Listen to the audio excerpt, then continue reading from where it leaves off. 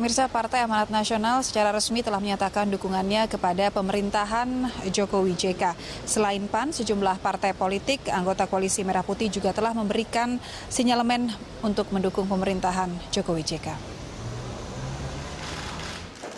Dinamika politik nasional terus berubah. Salah satunya adalah soal sikap partai politik anggota Koalisi Merah Putih terhadap pemerintahan Jokowi Yusuf Kala.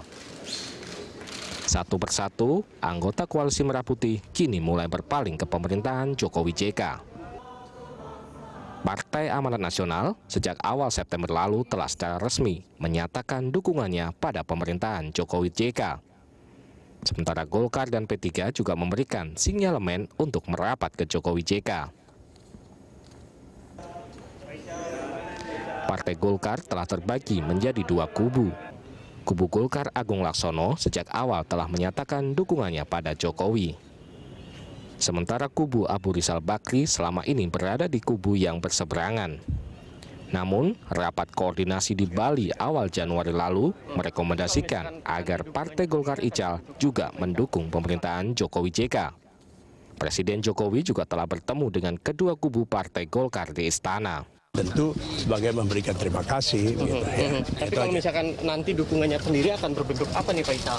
Apakah masuk dalam pemerintahan? Tidak harus. Tidak harus. Dan Presiden setuju dengan itu Pak? Jadi tidak harus. Jadi sudah kami sampaikan gitu. Pak, dukungan berapa aktif di pemerintah atau gimana Pak? Tidak aktif di pemerintah atau gimana Pak dukungan? Yang di situ nggak dengar sih. Saya bilang tidak harus. Pak, kalau sudah mendukung kenapa tidak masuk ke pemerintahan? Kan tidak harus. Kenapa harus? Jadi kalau KMP tetap ada sebagai paguyuban tentu ada. Kenapa tidak? Sudah ada komunikasi dengan KMP? Sudah dengan Pak Prabowo sudah. Oke. Ya, terima kasih. Sementara itu, dua kubu yang bertikai di P3 juga memenuhi undangan Jokowi untuk membahas penyelesaian konflik partai di Istana. P3 kubu Romi merupakan pendukung Jokowi, sementara kubu Jan Farid berada di Koalisi Merah Putih. Jan Farid memberikan pernyataan menarik tentang perombakan kabinet. Menurut Jan Farid, reshuffle adalah hak prerogatif Presiden.